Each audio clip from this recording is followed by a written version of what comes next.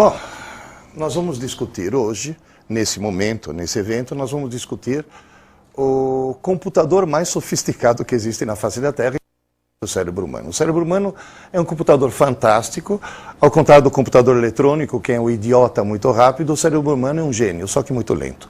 Essa que é a grande diferença, por isso que as pessoas valorizam muito o computador eletrônico e pouco o computador maravilhoso que elas têm dentro do crânio. Esse computador biológico que nós temos, ele é programável. E que é o programa? É a linguagem. O ser humano não fala porque pensa, o ser humano pensa porque fala. A maneira com a qual você fala é a maneira com a qual você pensa. E isso, obviamente, tem uma consequência. Quem fala errado, pensa errado. Os falsos sinônimos nos levam a equívocos terríveis. Por exemplo, quando eu estava em Londrina, dei uma entrevista na Folha de Londrina e a jornalista pegou uma frase minha e destacou na primeira página: Brasil tem milhões de alunos e pouquíssimos estudantes. Eu vou repetir porque a frase é importante. Brasil tem milhões de alunos e pouquíssimos estudantes. A jornalista, inclusive, estranhou muito. Ela disse, mas professor, aluno e estudante não é a mesma coisa? Eu falei, não. Aluno é alguém que assiste às aulas. Estudante é alguém que estuda. Falou, e assistir a aula e estudar não é a mesma coisa? Eu falei, assistir a aula é passivo e coletivo, um monte de gente. Estudar é solitário e ativo. Quem está assistindo a aula não está estudando. Quem está estudando não está assistindo a aula. Até uma mãe uma vez chegou para mim e falou, minha filhinha estuda de manhã e vai para a escola para aprender. Eu falei, a senhora cometeu 2 equívocos. Sua filhinha não estuda de manhã. Sua filhinha assiste às aulas de manhã. E ela não vai para a escola para aprender. Ela vai para a escola para entender. Quando ela deixar de ser aluna, de último sinal, for para casa e virar estudante, se é que vira, nesse momento em que ela ativamente está fazendo alguma coisa solitariamente, é o momento que ela virou estudante, esse é o momento no qual ela aprende. Então é essa confusão primeira que nós temos que evitar para poder utilizar o nosso cérebro da melhor maneira possível.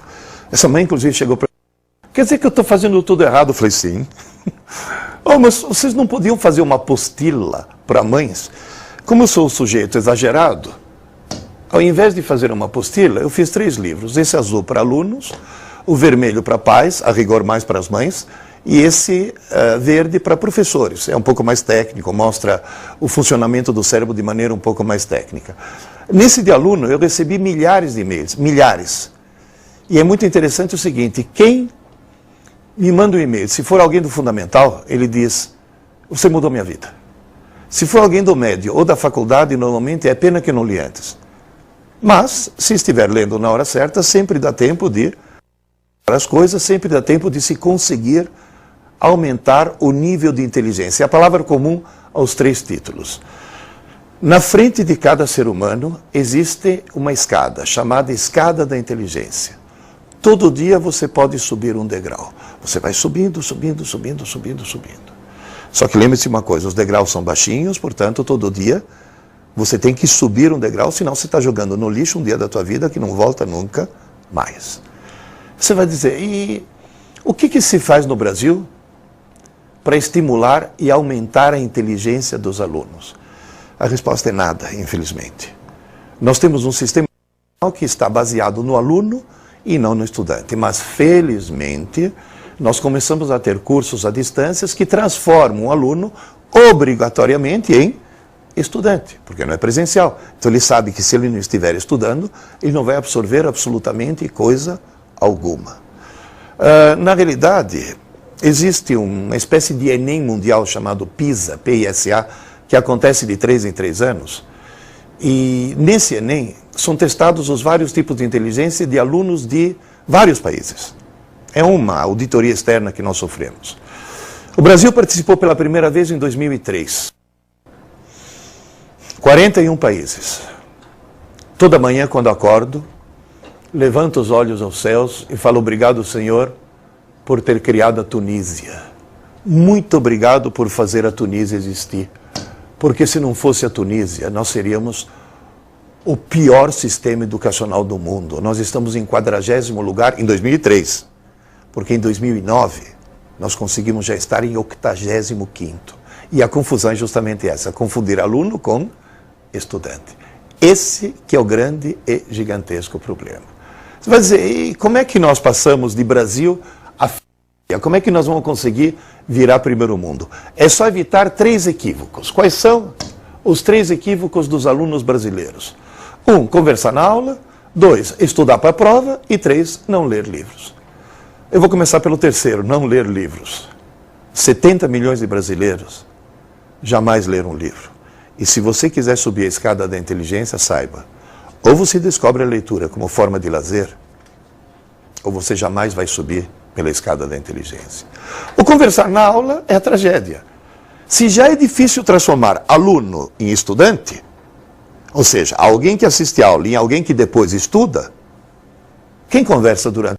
Nem aluno consegue ser. Se nesse momento você está junto com outras pessoas e tem alguém conversando, esse alguém não está me perturbando. Eu estou muito longe, eu não estou nem te ouvindo. Está perturbando a você. Então, na realidade, quem mantém o espaço limpo desse ponto de vista tem que ser o próprio aluno. É o cara que está assistindo, que está a fim de assistir uma aula. Agora, a grande tragédia, o grande problema, é justamente esse item número 2. É estudar para a prova. Você vai dizer, por quê? Porque quem estuda para a prova consegue ir bem na prova, consegue tirar boas notas, consegue passar de ano, consegue obter um diploma e só não consegue aprender. Esse que é o grande problema. Você vai dizer, mas se o sujeito tira uma boa nota, não quer dizer que aprendeu? Existem 2 técnicas para tirar uma boa nota sem aprender. Uma é legal, cola. Nem passe pela tua cabeça. A outra, qual que é? Estudar o mais em cima da hora possível. Por que alunos do fundamental, do médio, da faculdade e da pós-graduação, que eu já dei aula em pós-graduação para médico psiquiatra, e o problema é o mesmo. Por que todo mundo estuda o mais em cima da hora possível? Para não dar tempo de esquecer. Se tiver tudo fresquinho, tira a nota e logo em seguida, esquece tudo. E viva a Tunísia, né? Esse que é o grande problema. Agora você vai dizer, quais são as causas dessas coisas todas? Uma delas, conversar na aula. Televisão ligada o tempo todo. O tempo todo tem uma televisão ligada. Ninguém está assistindo, mas está ligada. As pessoas se acostumam tanto a ser mal educadas com a TV, ou seja, a TV está tentando falar com elas e elas não dão bola, que de repente elas se tornam mal educadas com as outras pessoas. Esse que é o grande problema.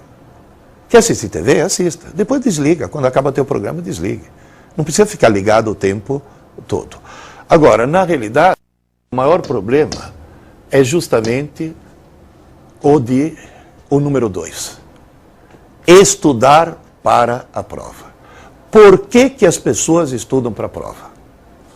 As pessoas estudam para a prova porque elas têm dentro da cabeça uma coisa fantástica chamada cérebro. No cerebelo, aquela região azul, você aprende coisas para sempre. Por exemplo, andar de bicicleta. No sistema límbico, você coloca a informação facilmente e, eventualmente, copia para o córtex. Só que, assim que você copia para o córtex, o que estava no sistema límbico desaparece. Ou seja, o sistema límbico é uma espécie de rascunho do cérebro. Você coloca a coisa provisoriamente para ver se gravar no córtex. Provisoriamente. E esquece logo em seguida. Já aconteceu com todos vocês, por exemplo, você está sentado na sala, levanta, vai decididamente para a cozinha, com um objetivo muito bem determinado, e de repente você fala, o que eu vim fazer aqui, meu Deus do céu? Então, nesse momento, se passaram só alguns segundos e você já conseguiu esquecer. Acontece que é tão fácil colocar as informações no sistema límbico que as pessoas só colocam no sistema límbico. Quando alguém estuda para a prova, está colocando as informações no sistema límbico. Elas vão ser esquecidas logo em seguida, ele não está gravando absolutamente nada. Portanto, não está aprendendo, porque aprender é aprender para sempre, não para o dia seguinte, ou o suficiente para tirar nota numa prova. Você vai dizer, bom, tá bom, então como é que eu coloco as informações no córtex, onde elas vão ficar armazenadas para sempre? Acontece que no córtex, você não consegue escrever diretamente. Tudo o que você quiser escrever, você escreve no sistema límbico. E depois, eventualmente, copia para o córtex. É como no computador, quando você aperta uma tecla, o código dessa tecla é idiota para a parte tonta do computador, que é a memória RAM. É um rascunho, uma memória pequena e provisória. Se faltar luz, você perde tudo. Ah, mas eu quero salvar. Salvar não é escrever no HD. É eu pegar o que foi escrito na RAM e copiar para o HD, que é uma memória enorme e permanente. E só vai ficar permanentemente lá quando a cópia for completa. Ninguém consegue escrever diretamente no HD. Você escreve primeiro na RAM e depois passa para o HD. Isso faz com que teu cérebro, dentro de certos limites da comparação, funcione assim. O sistema límbico seria a memória RAM, pequena e provisória. E o córtex seria o HD, a memória enorme e permanente. Então, na realidade, quando você, durante o dia, está acordado, você está utilizando o sistema límbico. É fácil colocar informações nele, mas algum tempo depois, lixo. Todo mundo usa só a memória provisória porque é muito fácil colocar alguma coisa lá. Só que as pessoas se esquecem que algum tempo depois, lixo. Quanto tempo depois? Pode ser segundos, pode ser minutos, ou pode ser até horas. Mas jamais dias. O estudo profundo que hoje se faz do cérebro mostra uma coisa importantíssima. O conteúdo da tua memória provisória não sobrevive a uma noite de sono. Portanto, nada pode ser deixado para o dia seguinte. Você vai dizer, e por que as pessoas não escrevem no córtex? Porque escrever no córtex, na realidade, é desligar alguns neurônios e ligar outros. É uma coisa extremamente traumatizante. Escrever no córtex é uma coisa terrivelmente drástica. Você está desligando circuitos e ligando outros. E isso faz com que você não consiga gravar nada enquanto o córtex está sendo utilizado. E um córtex humano vale uma rede de aproximadamente 15 mil computadores de última geração. Só que tem uma coisa, se ele está no modo leitura, não está no modo gravação. Se ele está no modo gravação, não está no modo leitura. Modo leitura é quando você está acordado, assistindo uma aula, assistindo esse vídeo, assistindo alguma coisa, está no modo leitura. Estou falando com você em português, você está me entendendo porque você tem um dicionário português no teu córtex e você está consultando. Para entrar no modo gravação, esse maravilhoso computador tem que ser desligado. E como é que você faz para desligar? Durante o dia, todas as informações que entram no teu cérebro entram no rascunho. Como ele é pequeno, quando está entupido, a reação é sono. O sono não é corpo cansado, é cérebro entupido. Não cabe mais nada disso. Pelo amor de Deus, durma, que alguma dessas coisas tem que mandar para o HD e outras coisas eu tenho que mandar para a lixeira. Durma. Aí você dorme. Na hora que você dorme, a atividade elétrica do teu cérebro, naquele gráfico lá em cima, ela cai quase a zero, é o sono profundo ou sono sem sonho. Depois começa o chamado sono REM, Rapid Eye Movement. Você olha embaixo da pálpebra do indivíduo, de repente o globo ocular começa a se mover rapidamente. Nesse momento, o indivíduo está sonhando, um sonho absolutamente desconexo e sem sentido, porque é o ruído que o cérebro faz para reconfigurar as redes neurais. Tanto é que se você acorda a pessoa e fala, você estava sonhando? Estava. O quê? Não sei. Não tem sentido esse sonho. E lembre-se, durante a noite tem que acontecer pelo menos 6 episódios REM. E é durante a noite que teu cérebro, esse maravilhoso computador que você tem na cabeça, é durante a noite que ele faz a maior parte das atividades. Teu cérebro durante a noite funciona mais do que durante o dia. Tem que falar, nunca percebi. É claro, você está dormindo, né? É um processo inconsciente. Mas é justamente nesse processo que você consegue limpar o rascunho e gravar eventualmente alguma coisa. Durante o dia, você recebe muita informação. Durante a noite, uma pequena fração dela é transformada em conhecimento porque é gravada de forma permanente no HD. Muita informação e pouco conhecimento. Sabe o que quer dizer isso? Na escada da inteligência, todo mundo pode subir um degrau por dia. Só que os degraus são baixinhos. E agora vem a pergunta-chave. Professor Pierre, toda noite, na cabeça de um aluno normal, o que vai para o lixo e o que vai para o HD? O que vai para o lixo? As aulas. O que vai para o HD? As abobrinhas. Por exemplo, o professor te dá uma aula de geografia importantíssima. No meio da aula ele conta uma piada. Depois de 2 meses, o que o lembra da aula? Da piada. Por quê? Porque foi a que marcou. Então você tem que dar um jeito de fazer teu cérebro marcar, inclusive, as aulas. Isso vai dizer, como? Simples. Enfim na cabeça que ser só e exclusivamente aluno não adianta nada. Uma aula, só aula, não serve para nada. Depois de ser aluno, obrigatoriamente você tem que ser estudante antes que se passe uma noite de sono, no mesmo dia.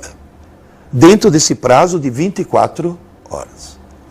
Tem um lema que eu como professor uso, já usei para 1.000 alunos e tem funcionado para todos os meus 100.000 alunos. Tem um lema fundamental para isso. Esse lema diz: aula dada é aula estudada. Quando? Hoje. Isso significa o quê? Quem assiste a aula pela manhã tem que estudá-la à tarde.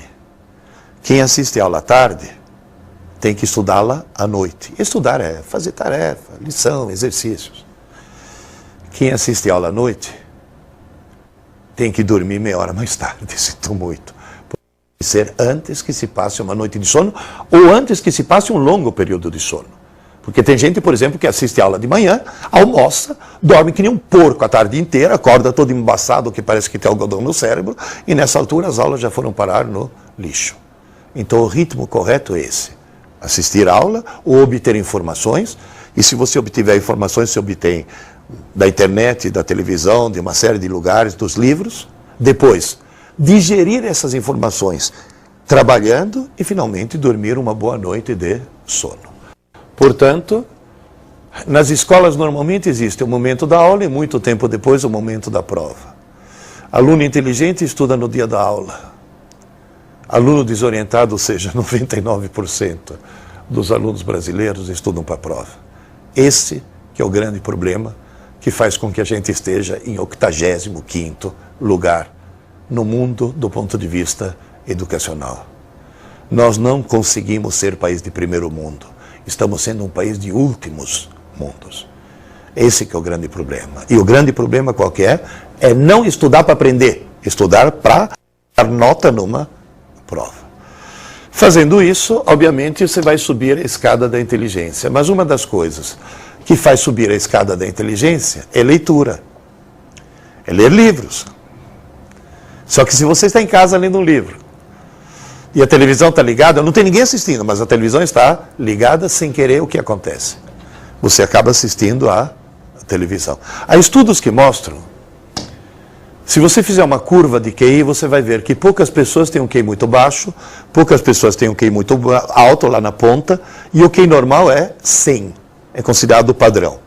Quem assiste muita TV por dia, já está, através de estudos neurológicos, que sofrem um rebaixamento no QI. Em compensação, a leitura, ela produz um aumento do QI, independentemente do que o cara estiver lendo. Pode ser até porcaria, pode ser até Crepúsculo, viu, meninas? Não tem problema, pode ler Crepúsculo. Eu não aguentei, eu cheguei na metade e falei, não, esse vampiro é muito mole, ele tem que matar logo essa desgraçada. Mas as meninas terminam o livro, elas adoram esse livro, pode ler, desde que você esteja lendo. A leitura faz aumentar o QI, a leitura faz subir a escada da inteligência. Agora, imagina a seguinte situação. Tem alguém que leu tanto que conseguiu QI 140. Ótimo. Mas de repente o cara resolve fumar maconha. Imediatamente o QI dele vai cair 20 pontos. Agora, se em vez de fumar maconha, ele se viciar numa coisa chamada, por exemplo, MSN, em vez de cair 20 pontos, cai 40. Há um estudo de um psiquiatra inglês que mostra que o uso compulsivo do MSN produz um rebaixamento do QI, que é o dobro do que se fumasse maconha. Eu sei que nesse momento tem algum pilantra falando, vou vender o computador e comprar maconha. Não, pelo amor de Deus, as duas coisas. E vou dizer mais uma coisa. Quem para de usar o MSN, para de descer a escada e volta. Quem para de fumar maconha, para de descer a escada. Mas não sobe mais, viu? Os danos são irreversíveis. Então, na realidade, o computador pode ser uma ferramenta utilíssima ou pode ser uma tragédia. Há muito tempo atrás, quando começaram os primeiros computadores pessoais, as pessoas não tinham nem sequer disquete. CD nem se fala. Não tinham nem sequer disquete. Se alguém quisesse gravar um programa, tinha que gravar em fita cassete, com os códigos demodulados. E, na realidade, uma maneira de eliminar os programas das pessoas era justamente imprimir em livros. A pessoa digitava o seu programinha, tinha lá as instruções. E eu trouxe aqui, para bater um papo rápido com vocês, um dos primeiros autores que eu editei. O apelido dele é Duda, é Carlos Eduardo Salvato. Vem cá, Duda. Você perdeu o microfone pelo caminho, tudo bem. O Duda, hoje vocês podem ver, um senhor adulto, um engenheiro, com MBA e tudo mais. O Duda publicou seu primeiro livro de computação quando você tinha 14 anos. Eu me lembro desse menino entrando na minha editora com a lista dos programas que ele tinha bolado e vou dizer uma coisa.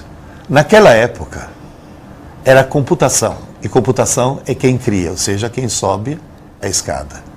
Hoje, informática muitas vezes faz descer a escada, quando for mal utilizada. E você, por que você fazia os programas quando era criança, quando era adolescente? Simplesmente porque não existia, né? Então você fazia, ou não tinha nada para o computador não servia para nada. Você queria fazer um texto, um editor de texto. Primeiro você criava editor de texto para usar. Hoje você tem tudo pronto. Se você não pensar, você não pensa nada. Você se torna um simples usuário. Então o programador é peça fundamental aí para tocar esse universo todo. Em que linguagem você programava naquela época? Tinha um programa em Basic, né? Em Basic. Bem natural, uma linguagem... Uma linguagem bem fácil, bem tranquilo, tá né? certo. Igualzinho um C, né? Mais. Depois você Mas começou a programar em outras linguagens, né? Não, programei, parti para linguagem de máquina, coisas até mais pesadas e que se tornaram mais eficientes, né? Exigiam mais da gente e era uma coisa bem mais interessante, né? Hoje, gama muito grande de linguagens que basicamente dão mais liberdade para criar, né? E todo mundo depende disso. Então, é justamente isso que você falou. A informática não existe sem a computação. E não existe sem os programadores, né? Exatamente. E o pessoal que tem uma certa resistência a aprender a... Ai, não, eu vou fazer redes, eu vou fazer não sei... Não, programar não é uma coisa tão complicada. Mesmo nas redes, a programação está implícita nisso, né? Sim. Senão, o software está por trás de tudo, né? Agora, na realidade, o que eu queria te perguntar é o seguinte. Hoje, você programa? Muito pouco. Muito pouco. Agora, veja bem. Você é alguém... muito bem sucedido. Não vou dar agora o currículo do Duda, o apelido dele desde criança era Duda, mas é um cara extremamente bem sucedido. Ele trabalha hoje, já trabalhou, uma coisa eu posso falar, na televisão você foi um dos caras que bolaram aquele olhar digital, né, que passa na... Eu trabalhei junto com ele. Trabalhou junto com eles, tá? Hoje ele trabalha naquela que hoje suponho que seja a maior empresa de computadores do Brasil, a maior fábrica de computadores do Brasil. Ele trabalha lá, obviamente, mais na área de assessoria, de marketing, etc. Agora, o fato de você, ter fuçado na máquina para criar coisa, se sente que isso te tornou mais esperto? Sim. Uma coisa que você não perde é a lógica, né? O desenvolvimento de lógica é uma coisa que eu vou carregar. Eu carrego para todo, não só para programação, mas para a vida. O pensamento lógico é uma coisa que não se perde. Né? Que nem que você falou da piada, para mim a lógica é uma coisa que funciona para tudo na vida, né? Então é uma coisa que eu trouxe com a programação. E na vida profissional você está usando Sim, isso? Lógica é fundamental, é aquela coisa do bom senso, né? Então, eu acho que está ligado à lógica. E, digamos assim, o computador é uma ferramenta fantástica. Hoje, com a internet, você não tem um computador, você tem um terminal fantástico, um giga computador. Mas, na realidade, o computador é uma ferramenta que pode ser usada bem usada ou pode ser Sim. mal utilizada. Por exemplo, eu notei, junto às crianças, que eles começam a escrever muito errado. E tem gente que fala, mas deixa... Não. Acontece um fenômeno estranhíssimo. Quem escreve errado a mesma palavra de forma errada muitas vezes, sem querer, instintivamente, acha que errado é o certo. Eu não sei se vocês já notaram placas. Obras, hoje o mundo tem obras, né? A 500 metros e o A com crase. Posto de gasolina a 8 minutos e o A com crase. E essa crase não existe, é um erro terrível. Agora vem a pergunta. Por que todo mundo enfia aquela maldita crase onde não deve? Porque de tanto ver os outros colocarem a crase inadequada, acho que... Certo. Tanto é que, quando teve as obras do Rodoanel, aqui em São Paulo, e a Dersa colocou obras a 500 metros e colocou o A só, sem a crase, teve gente que passava, ai que burro, esqueceu o acento. Eu não suporto isso. Sempre que eu posso, eu vejo uma placa dessa, uma maldita dessas placas com essa crase indevida, sempre que eu posso, eu paro no acostamento e corrijo, te juro, Duda.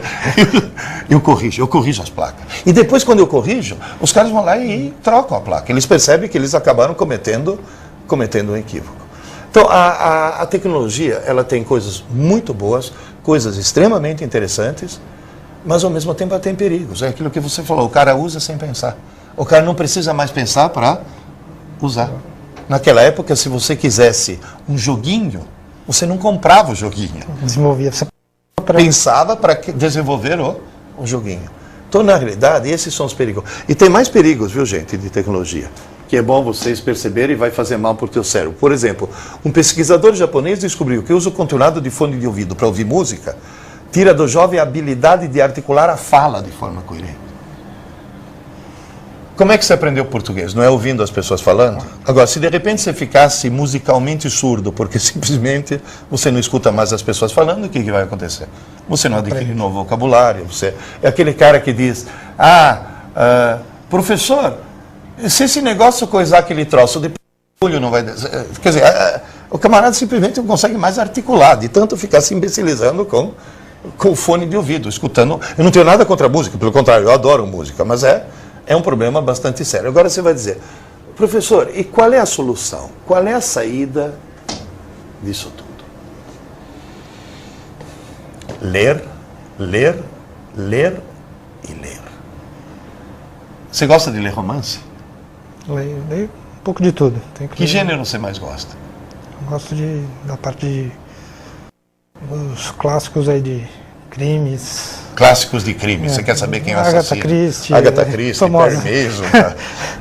Eu adoro ficção científica. Eu me lembro, o primeiro livro de ficção científica que eu descobri foi uma coisa fantástica. Porque o truque, gente, é o seguinte, tem muita gente que não gosta de ler. Tem muita gente que fala, mas ler torna a pessoa mais inteligente. Quer ficar mais inteligente? Leia. E só lê muito quem lê por prazer. Consequentemente, descobre o prazer de ler. Como? Existem 1000 maneiras. Eu, por exemplo, tive a sorte, aos 9 anos de idade, eu morava na Itália ainda, eu cheguei no jornaleiro, na banca de jornal. Minha mãe gostava de livros de mistério. Então, toda semana ela comprava. Eu fui buscar o livro de mistério da minha mãe.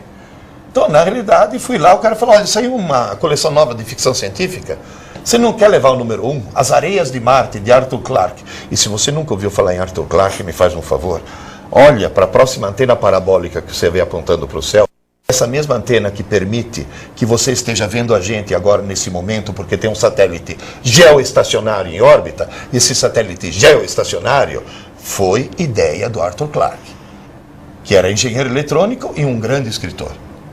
Assim como o Duda, por exemplo, é engenheiro eletrônico e fez MBA em comunicação e marketing. Ou seja, é ampliar o leque de conhecimento. Agora, na realidade, o primeiro livro, eu levei para casa, As Areias de Marte. Eu perdi o fôlego. Eu olhava para aquilo. É muito bom, meu Deus do céu. Não consegui parar de ler. Gente, eu tenho tenho 67 anos. Na minha vida eu senti essa sensação de, mas é muito bom, 3 vezes só. Com sexo, ficção científica e leite condensado. Foram as 3 grandes surpresas da minha vida. O livro causa esse tipo de coisa. Desde que você tenha o primeiro livro. Vai atrás do teu primeiro livro, que isso é absolutamente fundamental. Isso é importantíssimo. Agora, lembre-se, por favor, um aluno só consegue virar estudante se for bem articulado na fala e na escrita. Só é bem articulado quem tem bom vocabulário e interpretação de texto. Só tem bom vocabulário e interpretação de texto quem lê muito. E só lê muito quem lê por prazer e não por obrigação. Está claro isso? E a escola brasileira é especialista em criar o ódio pela leitura. Inclusive a verdade dos engenheiros que escrevem mal, né? Isso que eu passei a vida inteira com essa... tendo que lutar com preconceito, que é muita verdade, tendo que lutar contra. Não, mas na realidade, você que trabalha no mundo corporativo, no mundo empresarial, realmente, que impressão dá você receber uma comunicação interna com erros mal construída, com erros de ortografia, coisas desse tipo? Eu falei engenheiro, mas assim, na área de exatas como um todo, né? Com cuidado que vem da leitura, porque você lê e você aprende a escrever, né? Isso que é interessante. Assim, a própria ortografia, a dúvida em uma palavra, vem na sua cabeça, em algum lugar eu li que é assim, você não precisa pensar, né? Você já tem até a parte fotográfica que... Exatamente, e tem uma coisa, às vezes você fala, essa palavra você escreve com S ou com C cedilha? Você fica na dúvida, né? Você escreve e fala, não é isso. A imagem não corresponde àquilo que está... Agora, por isso que o cara que escreve o tempo todo, no fim acaba achando que é errado, que é o certo. Então, a leitura tem um papel preponderante, ela desenvolve a inteligência, ela permite que o sujeito tenha um prestígio maior quando ele está se relacionando com as outras pessoas e permite que a pessoa escreva melhor. Gente, só escreve bem quem lê muito. Não adianta ter aulas e aulas e aulas de redação. Só escreve bem quem lê muito. Portanto, o conselho que eu dou é entre no MST. Movimento do sem tela. Desliga um pouco a TV, desliga um pouco o computador, desliga um pouco o videogame e abra um livro. Porque essa que é a parte fundamental. Você lê bastante, né, Duda? Sempre tem um horário dedicado a isso. Pelo menos uma hora por dia. Tem que ser antes. E depois tem outra coisa. Seria paradoxal alguém que começou escrevendo livros que não alimentar o mercado. Não alimentar o mercado, né? Quer dizer, conseguir não levar adiante. E agora você trabalha em uma grande empresa e, na realidade, você não está tanto na área técnica agora, né? Não, mas na área de comunicação. De comunicação isso. Mesmo, né? Então, esse que é o ponto importante. E é outra coisa, quem lê muito acaba tendo um leque amplo nas suas coisas. Infelizmente, a escola brasileira pega um pobre coitado de 12 anos de idade. Lembre-se, quando você tinha 12 aninhos, chegou alguém para você, queridinho, você vai descobrir o prazer pela leitura. Toma, Iracema, a Virgem dos Lábios de Mel. Nunca mais um desgraçado chega perto de um livro, não vai aguentar. Quer dizer, na realidade é procurar o prazer pela leitura. E como é que a gente acha isso? O truque qualquer. Comece a ler um livro qualquer. Tá chato? Para e começa outro. Não insista. Você tem que achar o teu livro. Cada um tem o seu livro. Outro tá chato? Para e começa outro. Tá chato? Para e começa outro. O perigo é, depois de fazer isso algumas vezes, é você ter a falsa sensação que todos os livros do mundo são chatos. Quando, na realidade, você ainda não achou o teu. O livro sempre fala que nem namorada. Tá chata? Troca. Ouviu, meninas? Ou que nem namorado. Se for chato, troca. E se não for chato, nunca apresente para as amigas, pelo amor de Deus. É certo que as mulheres são terríveis. Eu recebi, naquele meu primeiro livro lá, Aprendendo Inteligência, eu recebi milhares e milhares de e-mails. Mas um deles, para obter a resposta das perguntas, foi um e-mail em que a menina queria me contar a vida dela. Alguma coisa da vida dela. Ela não me conhece, estava deprimida, entrou numa livraria, achou um livro, que por acaso era aquele que eu escrevi, leu e me mandou um e-mail. Eu vou ler apenas um pedaço desse e-mail, porque acho que isso vai fechar um pouco esse raciocínio que nós estamos tendo. O e-mail é este, mas eu destaquei uma pequena parte, vai ficar legível, mas também vou ler junto com vocês. Diz ela, me chamo Paula, sou de Salvador, Bahia, tenho 21 anos e infelizmente ainda não passei nos vestibulares da Federal e da Estadual para o curso de Direito. Agora sei porque até hoje não passei. Estudei errado a vida toda. Agora ouça essa frase, hein? Desde pequena sempre fui a melhor aluna da sala. Porém só estudei para tirar boas notas. Descobri que nunca aprendi de fato. A melhor aluna da sala. O resultado foi o fracasso vergonhoso nos vestibulares. Eu não entendia como uma aluna nota 10 pudesse ser reprovada tantas vezes no vestibular. Faço o vestibular de 2005. Agora eu vou fazer uma pergunta para vocês. A Paula foi uma boa aluna? Foi. e foi uma péssima estudante. Ela foi uma boa aluna e uma péssima estudante. Tudo que eu estou pedindo para vocês, para que você utilize esse maravilhoso computador que você tem dentro da cabeça, é: tome cuidado. Você não está fazendo o curso que você está fazendo para tirar nota, para passar de ano e para obter um diploma. Porque se você estivesse fazendo esse curso só e exclusivamente para obter um diploma, você vai ser um péssimo profissional. E você, no mundo corporativo, deve receber gente com MBA, com mestrado e tudo mais, que são péssimos profissionais. É o mistério que eu sempre falo. O cara estuda 5 anos de direito, com a família sustentando. Ou seja, o desgraçado não precisa nem trabalhar para fazer direito. De repente, o cara vai fazer o tal exame da OAB e consegue ser reprovado. Por quê? Porque ele fez 5 anos para tirar um diploma. E depois o idiota vai ter que fazer cursinho para a OAB, agora ele vai ter que estudar para aprender. Pô, por que não estudou para aprender desde que ele estava no começo? Na verdade, você não está na escola, você não está fazendo esse curso semipresencial, à distância, para tirar um diploma. Diploma não adianta nada. Hoje, nas empresas, quando o cara chega e fala: eu tenho MBA. Olha o MBA. O cara olha e fala: MBA, mais bobo ainda. Ou seja, não é a titulação que vai interessar. Interessa a competência. A competência você obtém fazendo 2 coisas. 3, vai. Se livrando um pouco dessa tecnologia, quer dizer, maneirando na TV, nas coisas assim.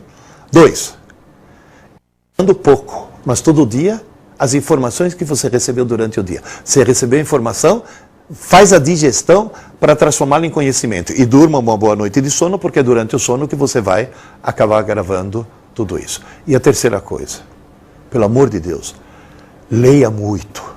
Leia muito. Descubra alguma coisa que você goste, por favor, leia. Teve uma professora de literatura que falou: ah, professor, eu sou professora de literatura e leio muito. Quase que eu falei: ainda bem, né, filha? Você... E a minha irmã é professora de história e lê muito. E o nosso irmão, professor, vou reproduzir as palavras textuais dela, hein?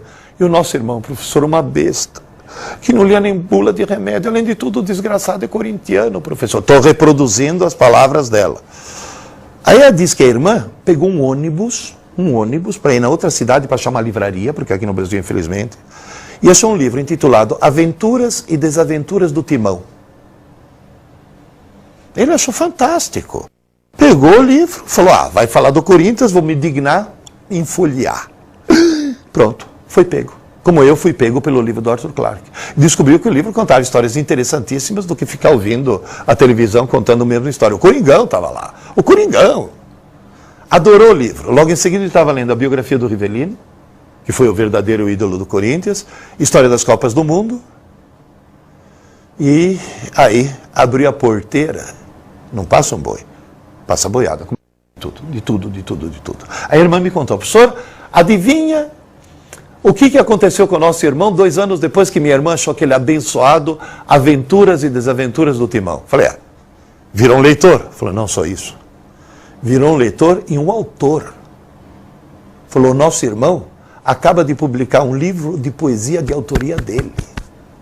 Percebe a importância do primeiro livro? O primeiro livro faz milagre. Milagre! Um corintiano escrevendo poesia, isso é um milagre. É a mão de Deus. Na verdade, o cara foi salvo. Então, na verdade, o primeiro livro é extremamente importante. Agora, se alguém tiver ainda alguma dúvida e quiser conversar comigo ou coisa desse tipo, o meu e-mail, aquele no qual eu recebo os milhares de e-mails, você vai receber uma resposta automática, mas tudo bem, é aprendendointeligência@gmail.com. Tem um sitezinho, que para variar está em construção, sempre os nossos sites estão sempre em construção. Eu tenho esse sitezinho que eu mantenho, e se de repente alguém estiver interessado, eu quero ver os livros, quero comprar um livro, coisa desse tipo, entra na internet, é facílimo, editora.tv. Existe o URL mais simples que esse? Não tem nem o www, não tem nada. Editora.tv. Aí você consegue encontrar alguma coisa a respeito e mais informações a respeito de tudo o que eu falei. Agora lembre-se, por favor, de uma coisa. Dentro do teu cérebro, você tem o equivalente a uma rede de 15 mil computadores de última geração. Dentro do teu cérebro, você tem o mais fantástico, mais maravilhoso computador do mundo. Dentro do teu cérebro você é capaz de fazer qualquer coisa.